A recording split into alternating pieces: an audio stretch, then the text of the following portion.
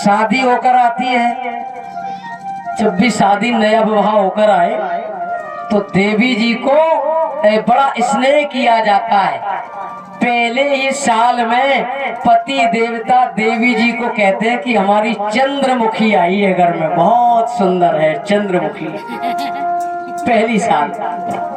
और महाराज दूसरी साल जैसे लगी, अब चंद्रमुखी नहीं, अब बोले अब तो सूरजमुखी हो गई है।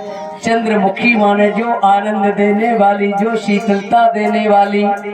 और जैसे ही दूसरा साल लगा, अब देवी जी चंद्रमुखी नहीं रही, अब तो सूरजमुखी हो गई। और 2 साल तक सूरजमुखी, तीसरी साल में न चंद्रमुखी न सूरजमुखी, बोले ज्वालामुखी। महाराज बताया ये गया है कि जब पति और पत्नी विवाह होकर आता है तो उस समय स्थिति ये होती है कि पहले वर्ष में पत्नी पति की बातें सुनती है, कुछ नहीं कहती, अपनी कोई फरमाइश नहीं, पति देवता जो कह रहे हैं वही बात मानी जाती है। और दूसरा वर्ष लगता है तो पति देवता मौन है, सिर्फ पत्नी बोल रही है, बोले हमारी सुनो।